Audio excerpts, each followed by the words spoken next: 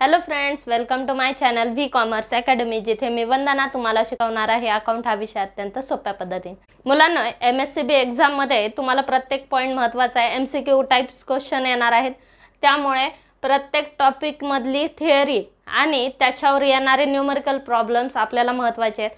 त्याच्यामुळे प्रत्येक टॉपिकचा प्रत्येक पार्ट महत्त्वाचा आहे. याच्यामधला इम्पॉर्टंट टॉपिक म्हणजे पार्टनरशिप अकाउंट किंवा पार्टनरशिप फर्म हा टॉपिक देखील आपल्याला अत्यंत महत्त्वाचा आहे. याच्यावर तुम्हाला न्यूमरिकल क्वेश्चन्स देखील येऊ शकतात आणि वेगवेगळ्या टाइप्सने पार्टनर म्हणजे कोण, पार्टनरला कोणते अधिकार असतात, त्यांचे टाइप्स काय, तर या पद्धतीने थेरॉटिकल पार्टवर देखील प्रश्न विचारू शकता.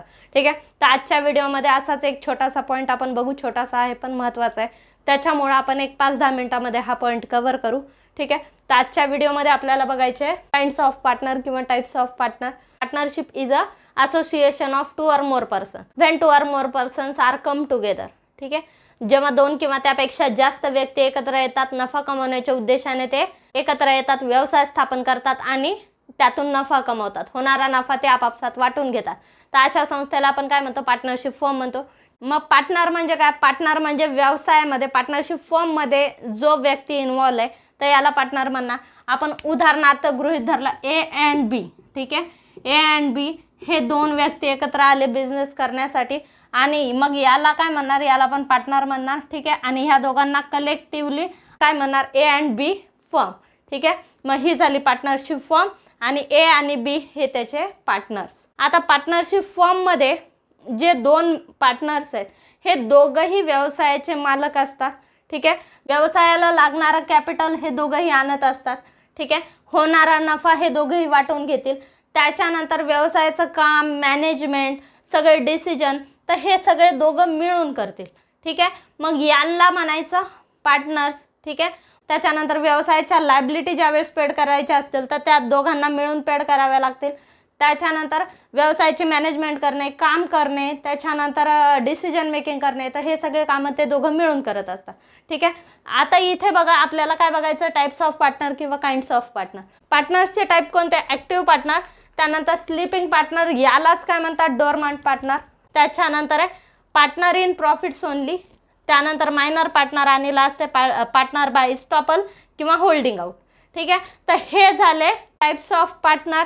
याच्यामध्ये बघा ॲक्टिव्ह पार्टनर. ॲक्टिव्ह पार्टनर म्हणजे जो भागीदार फर्मच्या कामामध्ये किंवा फर्मच्या मॅनेजमेंटमध्ये सक्रिय सहभाग घेतो याला ॲक्टिव्ह पार्टनर म्हणतात. उदाहरणार्थ A and B partnership firm आहे, तर याच्यामध्ये A हा ॲक्टिव्ह पार्टनर आहे, म्हणजेच या फर्मची मॅनेजमेंट, वर्क, डिसिजन मेकिंग हे सगळं एकटा बघतो, A बघतो. ठीक आहे, मग हा झाला ॲक्टिव्ह पार्टनर.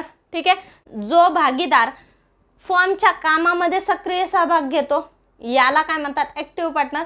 आणि जो भागीदार फर्मच्या कामामध्ये सहभाग घेत नाही याला स्लीपिंग पार्टनर म्हणतात. जो भागीदार पार्टनरशिप फर्मच्या कामामध्ये सक्रिय सहभाग घेत नाही, तो फक्त प्रॉफिट घेण्यामध्ये सहभाग घेतो, फक्त कॅपिटल त्याने एम्प्लॉयड केलं बिझनेसमध्ये आणि त्याच्यानंतर तो प्रॉफिटमध्ये शेअर मिळवतो, तर अशा भागीदाराला म्हणतात स्लीपिंग पार्टनर किंवा याला दुसरा वर्ड काय? डोरमंट पार्टनर. ठीक आहे, मग आता तुम्हाला याच्यावर MCQ विचारताना विचारू शकतात what is the meaning of sleeping partner. म्हणजे प्रत्येकाची तुम्हाला मिनिंग माहिती पाहिजे.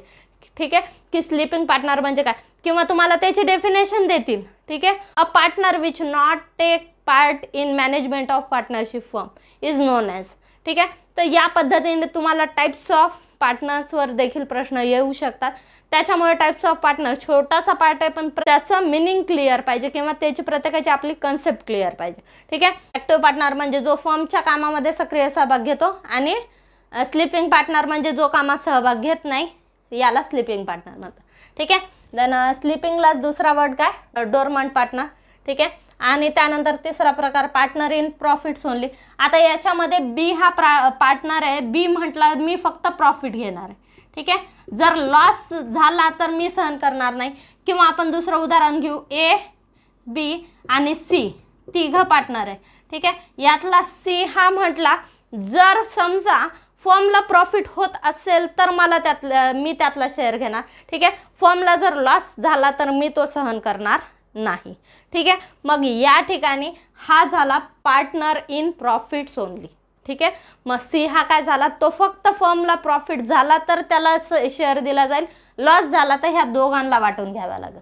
ठीक आहे, मग याला म्हणतात पार्टनर्स इन प्रॉफिट्स ओनली. त्याच्यानंतर आहे चौथा प्रकार आहे मायनर पार्टनर. आता जर समजा आपण गृहीत धरला ए बी सी, याच्यामध्ये सी हा बिलो 18 आहे, ठीक आहे, म्हणजेच तो 18 वर्षाखालील आहे. मग याला काय म्हणायचं, याला म्हणायचं मायनर पार्टनर, ठीक आहे. मायनर पार्टनर म्हणजे जो भागीदार वयाचे 18 वर्ष पूर्ण केलेला नाहीये, ठीक आहे, अशा भागीदाराला मायनर पार्टनर म्हणतात. कायद्यानुसार हा व्यक्ती किंवा हा पार्टनर सी हा करार पात्र नाहीये, ठीक आहे, तरी देखील तो पार्टनर होऊ शकतो इन केस या दोघांची जर त्याला परमिशन असेल तर, ठीक आहे. दोघांनी याला संमती दिली आणि आपण सी ला सहभागी करून घेऊ पार्टनरशिपमध्ये, तर त्या केसमध्ये तो पार्टनर होऊ शकतो. पण तो फक्त प्रॉफिटमध्ये सहभागी होतो, ठीक आहे, तो फक्त प्रॉफिटमध्ये सहभागी होत असतो. लॉस झाला तर तो जबाबदार राहत नाही. आणि ज्या वेळेस फर्मला देणे द्यायची वेळ येते, ठीक आहे, तर याची लायबिलिटी काहीच नसते, ठीक आहे. तो कोणतेही देणे देण्यासाठी जबाबदार नसतो, तो फर्मचे कोणतेही देणे देण्यासाठी जबाबदार नसतो, ठीक आहे. मग फर्मची देणे देण्याची जबाबदारी कोणाची असेल, ए ची आणि बी ची. तोपर्यंत तो 18 वर्ष पूर्ण होत नाही तोपर्यंत त्याची लायबिलिटी ही काय असते, त्याची लायबिलिटी कोणतीच नसते. बिझनेसमध्ये फर्ममध्ये त्याची लायबिलिटी नसते. तो फक्त प्रॉफिट मिळवत असतो किंवा प्रॉफिटमधला शेअर त्या ठिकाणी मिळवत असतो. तर अशा पार्टनरला म्हणतात मायनर पार्टनर. आणि ज्या वेळेस तो वयाची 18 वर्ष पूर्ण झाला तो ती पार्टनरशिप कंटिन्यू करू शकतो. म्हणजेच पूर्ण वेळ भागीदार म्हणून ते भागीदारीमध्ये त्याला इन्व्हॉल्व करून घेता येतं, ठीक आहे. ज्या वेळेस तो पूर्ण वेळ भागीदार म्हणून भागीदारीमध्ये सहभागी होईल त्यावेळेस त्याची लायबिलिटी ही इतर भागीदारांप्रमाणे अनलिमिटेड होईल, ठीक आहे. पण तोपर्यंत जोपर्यंत हा मायनर पार्टनर आहे तोपर्यंत त्याची जबाबदारी काहीच नसते, ठीक आहे. फर्मच्या देणे देण्यासाठी किंवा फर्मच्या लायबिलिटी पेड करण्यासाठी तो जबाबदार नसतो. इतर भागीदारांची जबाबदारी कशी असते, अनलिमिटेड असते, ठीक आहे. त्याच्यानंतर टाइप्स ऑफ पार्टनरचा अभ्यास करताना कधी कधी भागीदारांची जबाबदारी देखील विचारली जाते की कोणत्या प्रकारामध्ये भागीदाराची जबाबदारी लिमिटेड आहे का अनलिमिटेड आहे, ठीक आहे. किंवा मायनर पार्टनरच्या बाबतीत त्या पार्टनरची जबाबदारी लिमिटेड आहे का अनलिमिटेड आहे. त्यानंतर पार्टनरशिप फॉर्ममध्ये टाइप्स ऑफ पार्टनर विचारताना तुम्हाला या टाइपने देखील प्रश्न विचारला जातो की ॲक्टिव्ह पार्टनरची जबाबदारी कशी असते किंवा स्लीपिंग पार्टनरची जबाबदारी कशी असते, लिमिटेड असते का अनलिमिटेड असते. तर या पॉईंट्सवर देखील प्रश्न विचारला जातो.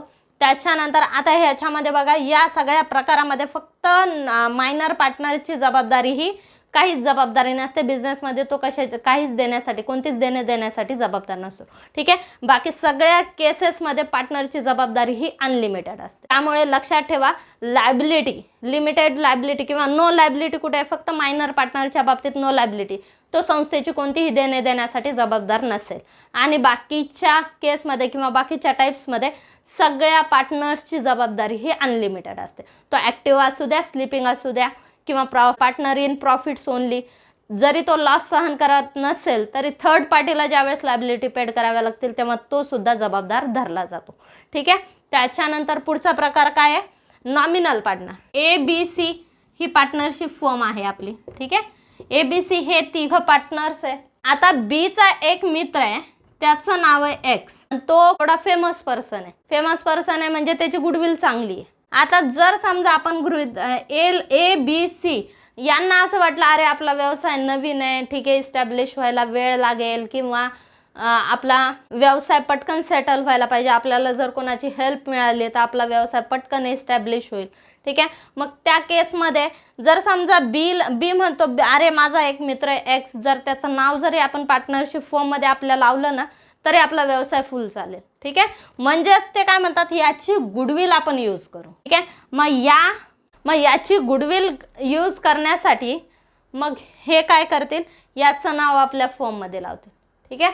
आपण जर गृहीत धरला, ठीक आहे, मग ते काय करतील याची गुडविल यूज करण्यासाठी त्या व्यक्तीचं आपल्या फर्मशी नाव जोडतील, ठीक आहे. मग हा जर रेप्युटेड पर्सन आहे, ठीक आहे, याची गुडविल भरपूर आहे किंवा याच्या नावानेच व्यवसाय चालतात, ठीक आहे. उदाहरणार्थ टाटा, बिर्ला, अंबानी, तर यांच्या नावानेच बिझनेस चालतात, ठीक आहे. आता टाटा नमक काय टाटा जमशेदजी टाटा यांनी सुरू केलंय का, नाही. टाटा हे त्यांनी ब्रँड यूज केलेला आहे, ठीक आहे. मग प्रोडक्शन दुसरेच करतात पण ब्रँड कोणाचा वापरतायत, ते टाटाचा वापरतायत. ठीक आहे. मग त्याच पद्धतीने ABC तिघं काय करतात, ह्या एक्सचा ब्रँड वापरतात किंवा त्याचं नाव वापरतात. ठीक आहे. कशासाठी? कारण त्या नावाची गुडविल चांगली. जसं टाटा नावाची ब्रँड इमेज छान आहे. ठीक आहे. कोणत्याही प्रॉडक्टला टाटा नाव दिलं म्हणजेच तिथं विश्वसनीयता आली, म्हणजेच ते प्रॉडक्ट चांगलं आहे असं आपल्या माइंडमध्ये आधीच क्लिअर होतं. ठीक आहे. तुम्ही टाटाचं कोणतंही प्रॉडक्ट घ्या बरं, तर ते प्रॉडक्ट ज्यावेळेस तुम्ही बघता, दुकानदाराने तुमच्या समोर ते प्रॉडक्ट ठेवलं, ठीक आहे, जरी तुमच्यासाठी ते नवीन आहे, तुम्ही पहिल्यांदाच खरेदी करता, तरी तुमच्या माइंडमध्ये ही शंका तरी येते का की हे प्रॉडक्ट चांगला असेल का? येते का शंका? नाही येत. कारण ती ब्रँड इमेजच आपल्या माइंडमध्ये तयार झालेली आहे की टाटा म्हणजे चांगला ब्रँड. ठीक आहे. किंवा टाटा म्हणजे हाय क्वालिटी, किंवा टाटा म्हणजे चांगली क्वालिटी, दर्जा, विश्वसनीयता, हे आपल्या माइंडमध्ये इमेज क्रिएट झालेले आहेत. मग यालाच म्हणतात ब्रँड इमेज. ठीक आहे. मग आता पार्टनरशिप फर्ममध्ये ज्या वेळेस एखाद्या व्यक्तीची अशी ब्रँड इमेज यूज केली जाते, तर याला काय म्हणतात? यालाच म्हणतात नॉमिनल पार्टनर. आता ठीक आहे, मग एक्स हा बीचा चांगला मित्र आहे. ठीक आहे. किंवा त्यांचा कोणीतरी क्लोज रिलेटिव्ह आहे. ठीक आहे. मग तो काय म्हणतो, ठीक आहे तुम्ही माझं नाव यूज करा. ठीक आहे. फक्त तुम्ही माझं नाव यूज करा, मी तुमच्यामध्ये भागीदार आहे. फक्त मी त्याच्यावर आक्षेप घेणार नाही की मी भागीदार नाही म्हणून मी आक्षेप घेणार नाही, म्हणजेच याची संमती आहे भागीदार आहे म्हणून. ठीक आहे. फक्त तो व्यवसायात भांडवल गुंतवत नाही, प्रॉफिट घेत नाही, त्यानंतर व्यवसायाची मॅनेजमेंट करत नाही, त्यानंतर व्यवसायाचं काम देखील करत नाही. फक्त तो त्याचं नाव वापरायला बिझनेसला परमिशन दिली. ठीक आहे. त्याने फक्त त्याचं नाव वापरायला ABCला परमिशन दिली का? कारण त्याचे पर्सनल रिलेशन तसे असतात यांच्याशी, त्याच्यामुळे तो परमिशन देतो. ठीक आहे. पण मग या केसमध्ये हा कोण झाला? हा झाला नॉमिनल पार्टनर, नामधारी भागीदार. ठीक आहे. म्हणजे जो भागीदार फक्त नावासाठी भागीदार आहे, तर याला म्हणतात नामधारी भागीदार. ठीक आहे. एखाद्या व्यक्तीचे रेप्युटेशन चांगले असेल, आता हे झालं टाटा बिर्ला अंबानीचं. ठीक आहे. आता जर समजा मी उदाहरण देते. ठीक आहे. आता दिव्या, मीनाक्षी अँड हेमा या तिघीही माझ्या बहिणी आहेत. यांनी एक बिझनेस सुरू केला.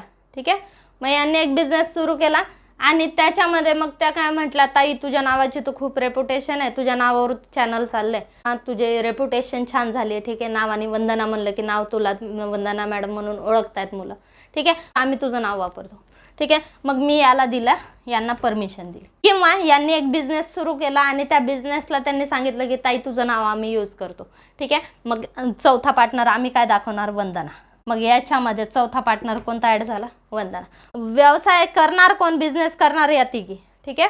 कॅपिटल या आणणार, प्रॉफिट या शेअर करणार, त्याच्यानंतर वर्किंग मॅनेजमेंट याच करणार. ठीक आहे. डिसिजन मेकिंग याच करणार. फक्त इथं माझं नावाला लावलं का? माझी रेप्युटेशन चांगली आहे, किंवा त्यांना असं वाटतं की माझं नाव लावल्यामुळे त्यांना बेनिफिट होईल किंवा फर्मला बेनिफिट होईल त्याच्यामुळं. आणि माझ्या बहिणी आहेत त्या. ठीक आहे. माझे पर्सनल रिलेशन त्यांच्याशी चांगले आहेत म्हणून मी त्यांना परमिशन दिली. ठीक आहे. मग हे काय झालं? हे झालं, ह्याला म्हणायचं नॉमिनल पार्टनर. ठीक आहे. मग मी फक्त नावापुरती भागीदार आहे, बाकी प्रॉफिट वगैरे सगळं हेच या तिघांमध्येच आहे, फक्त माझं नाव तिथे लावलेलं आहे. पण ज्या वेळेस थर्ड पार्टीला देण्याची जबाबदारी आहे, तर त्यांना आमचे पर्सनल रिलेशन माहिती नाही आहेत. ठीक आहे. मग तो बघणार नाही की आमचे पर्सनल रिलेशन काय आहेत, कसे आहेत, चांगले आहेत, वाईट आहेत, तर हे तो बघणार नाही. हा बघेल या बिझनेसचे 4 मालक आहेत. ठीक आहे. पार्टनर कोण आहेत? 4 आहेत. मग लायबिलिटी पेड करण्यासाठी जबाबदार कोण आहेत? 4 आहेत. मग नॉमिनल पार्टनर जरी प्रॉफिटमध्ये शेअर घेत नसला, काही पैसे गुंतवत नसला, तरी तो लायबिलिटी पेड करण्यासाठी जबाबदार असतो, कारण त्यांनी यांची जबाबदारी घेतलेली आहे ना. ठीक आहे. आता बँकेतून आपण ज्यावेळेस लोन घेतो बघा. ठीक आहे. बँकेला आपल्याला गॅरंटी द्यावी लागते. गॅरंटी देण्यासाठी आपण काय करतो? आपल्या परिचयाचे जे आहेत, आपले क्लोज रिलेटिव्ह किंवा आपल्याला जे वेल नोन लोक आहेत, ठीक आहे, जे आपल्याला चांगलं ओळखतात, तर त्या लोकांची गॅरंटी आपण देतो. म्हणजेच बँक काय गृहीत धरते? हे याला चांगलं ओळखतात. इन केस याने जर पैसे दिले नाही, ठीक आहे, तर ज्यांनी गॅरंटी त्याची घेतली त्याला पकडायचं आणि त्याच्याकडून पैसे वसूल करायचे. ठीक आहे. मग हे गॅरंटी, मग तो गॅरंटी कशासाठी देतो? तो आपल्यावर विश्वास ठेवून देतो की तो आपल्याला ओळखतोय. ठीक आहे. आपण ते पैसे देणारच म्हणून तो तिथे गॅरंटी देत असतो. मग बँकेच्या दृष्टीने आपली जेवढी जबाबदारी आहे तेवढीच त्या व्यक्तीची देखील जबाबदारी. ठीक आहे. पैसे फेडण्याची. ठीक आहे. मग सेम ते तत्व इथं फॉलो होतं. थर्ड पार्टीच्या दृष्टीने जरी नॉमिनल पार्टनर फर्मच्या प्रॉफिटमध्ये शेअर घेत नसेल, कॅपिटलमध्ये शेअर घेत नसेल, वर्किंग मॅनेजमेंटमध्ये शेअर घेत नसेल किंवा इन्व्हॉल्व होत नसेल, कोणत्याच गोष्टीमध्ये तो इन्व्हॉल्व होत नसला तरी ज्यावेळेस लायबिलिटी पेड करण्याची वेळ येते त्यावेळेस त्याच्या लायबिलिटीसुद्धा अनलिमिटेड असतात.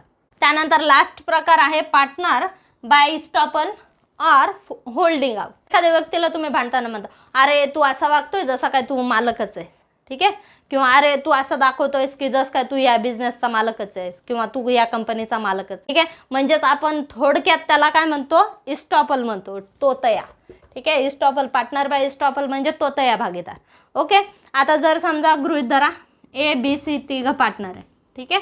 डी हा व्यक्ती त्यांनी एजंट म्हणून नेमलेला आहे, ठीक आहे. एजंट हा सेल्स करण्यासाठी एजंट नेमलेला आहे, ठीक आहे. मालक कोण आहेत, ABC तिघच मालक आहे, ठीक आहे. डी हा कोण आहे, एजंट आहे.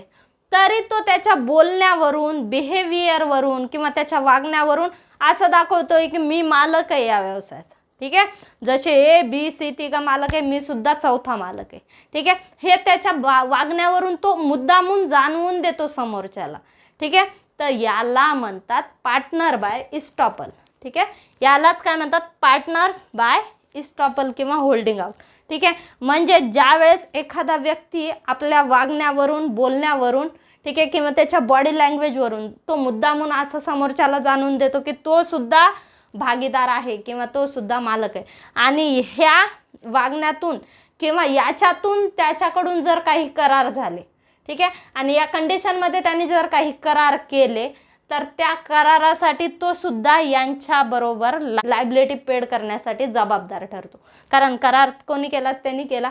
आता जर हे सिद्ध झालं की त्याने हे जाणून बुजून या पद्धतीने करार केले तर या भागीदारांसोबत हा सुद्धा लायबिलिटीसाठी जबाबदार धरला जातो. ओके.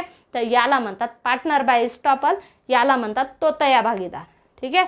जर एखादा व्यक्ती त्याच्या वागण्यावरून, बोलण्यावरून, ठीक आहे, तर किंवा त्याच्या वर्तणुकीवरून आपल्या थर्ड पार्टीला किंवा व्यवसायाच्या बाहेरच्या लोकांना असं जाणवून देत असेल की तो सुद्धा भागीदार आहे, तर अशा व्यक्तीला म्हणतात पार्टनर बाय इस्टॉपल किंवा याला तोतया भागीदार म्हणतात, ठीक आहे. आणि हा सुद्धा भागीदार ज्यावेळेस असा भागीदार काही करार करतो तर तो देखील त्या करारासाठी जबाबदार धरला जातो, ठीक आहे. मग त्यामुळे तर अशा भागीदाराची सुद्धा जबाबदारी कशी असते, त्या कराराच्या बाबतीत त्याने जर अशा कंडिशनमध्ये काही करार केलेले असतील किंवा तोतया भागीदार म्हणून त्याने काही करार केलेले असतील तर त्या करारासाठी तो देखील जबाबदार धरला जातो, ठीक आहे. मग यांच्यासोबत त्या व्यक्तीची देखील किंवा डीची देखील जबाबदारी तिथे असते, ठीक आहे. हा प्रकार जो आहे, ठीक आहे, तर हा प्रकार मेनली आपल्याला कळतच नाही नेमकं काय सांगितलं, पार्टनर बाय इस्टॉपल, ठीक आहे. पार्टनर बाय इस्टॉपल म्हणजे काय, तोतया भागीदार, जो भागीदार नाहीये पण त्याच्या वागण्यावरून तो दाखवून देतो भागीदार आहे मग, ठीक आहे. आता तुम्ही जर एखाद्या दुकानामध्ये गेला, ठीक आहे, कधी कधी असं होतं की त्या दुकानाचा मालक कुठेतरी बाहेर गेलेला आहे आणि तिथे दुसरा व्यक्ती आहे. आपण जर समजा आपण त्या मालकाला जर ओळखत नसलो तर आपल्याला काय वाटतं, त्या काउंटरवर जो व्यक्ती उभा आहे तोच त्या दुकानाचा मालक आहे आणि आपण ते गृहीत धरूनच आपण त्या व्यक्तीशी तसं बोलतो किंवा त्या काउंटरवर जो व्यक्ती आहे त्याच्याशी बोलतो.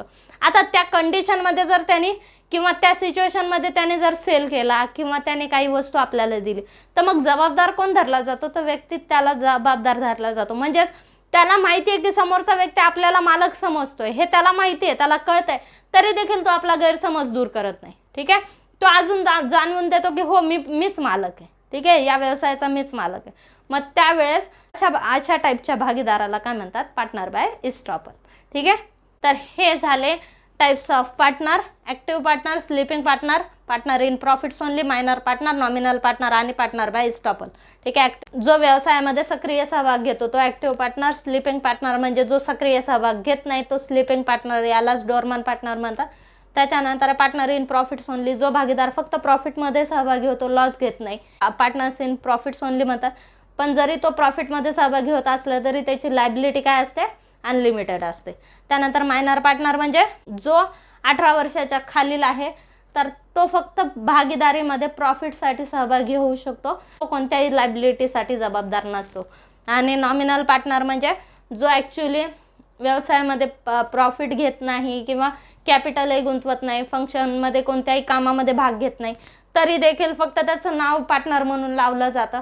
तर याला नॉमिनल पार्टनर म्हणतात. पण थर्ड पार्टीला लायबिलिटी पेड करताना तो देखील जबाबदार असतो. आणि लास्ट पार्टनर्स बाय इस्टॉपल म्हणजे जो व्यक्ती त्याच्या वर्तणुकीवरून भागीदार नसला तरी तो जाणून देतो समोरच्याला की मी भागीदार आहे किंवा मी व्यवसायाचा मालक आहे. तर याला काय म्हणतात, त्याच्या बोलण्यावरून वागण्यावरून हे समोरच्या व्यक्तीला वाटतं की तो भागीदार आहे. ठीक आहे, मग त्यावेळेस अशा भागीदाराला काय म्हणतात, पार्टनर बाय इस्टॉपल किंवा तो तया भागीदार. आणि तो देखील लायबिलिटी पेड करण्यासाठी त्याच्या या वर्तणुकीमुळे जे करार झाले किंवा जर काही नुकसान झालं तर ते पेड करण्यासाठी तो लायबल ठरला जातो. ठीक आहे, तर हे झाले टाइप्स ऑफ पार्टनर. ठीक आहे, छोटासा मुद्दा आहे पण महत्त्वाचा आहे. पार्टनरशिपमधले बरेचसे पॉईंट्स मी कव्हर केलेले आहेत, काही पॉईंट्स राहिलेले आहेत ते असे छोट्या छोट्या व्हिडिओमध्ये आपण कव्हर करू. हा व्हिडिओ तुम्हाला कसा वाटला हे कमेंट बॉक्समध्ये नक्की कळवा. आणि चॅनल अजून सबस्क्राईब केलं नसेल तर चॅनलला सबस्क्राईब करा, व्हिडिओला लाईक करा, शेअर करा आणि सबस्क्राईब करा. थँक्यू.